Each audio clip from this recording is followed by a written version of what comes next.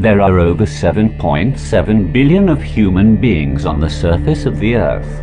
It took over 200,000 years of human history for the world's population to reach 1 billion, and only 200 years more to reach 7 billion. The world population has experienced continuous growth following the Great Famine of 1315 to 1317 and the end of the Black Death in 1350. The Great Famine started with huge amounts of rain and weather change.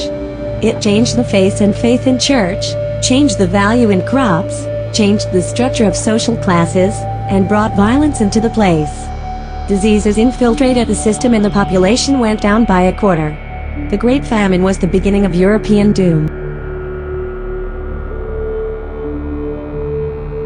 When it was near 370 million, the highest global population growth rates, with increases of over 1.8% per year, occurred between 1955 and 1975, peaking to 2.1% between 1965 and 1970. The growth rate declined to 1.2% between 2010 and 2015 and is projected to decline further in the course of the 21st century.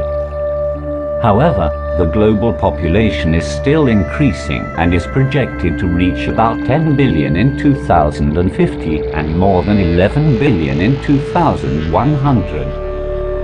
Total annual births were highest in the late 1980s at about 139 million, and as of 2011 were expected to remain essentially constant at a level of 135 million, while deaths numbered 56 million per year and were expected to increase to 80 million per year by 2040. The median age of the world's population was estimated to be 30.4 years in 2018. In mid-2019, the United Nations estimated that the world population had reached 7,713,468,000. Looking for a real multicultural experience?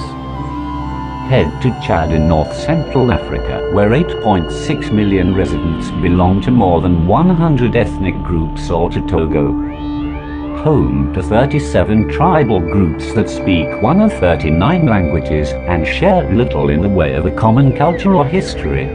But if you find a kaleidoscope of cultures distracting, then consider a visit to Argentina, Haiti, or the isolated Comoros Islands off the southeast coast of Africa. They rank among the least culturally diverse countries in the world. The term race or racial group refers to dividing the human species into groups. The most widely used human racial types are those based on visual traits, such as skin color, cranial, facial features, or type of hair. Official forms, such as the census, usually ask people to describe their ethnic origin. This is a way of saying what racial group do you think you are, though ethnic origin also relates to smaller groups not all considered to be different races from each other. Some scientists argue that although race is a safe taxonomic concept in other species, it cannot be applied to humans. More recent genetic studies show that skin color may change a lot over as few as 100 generations, or about 2,500 years. All men of whatever race are currently classified by the anthropologist or biologist as belonging to the one species, Homo sapiens.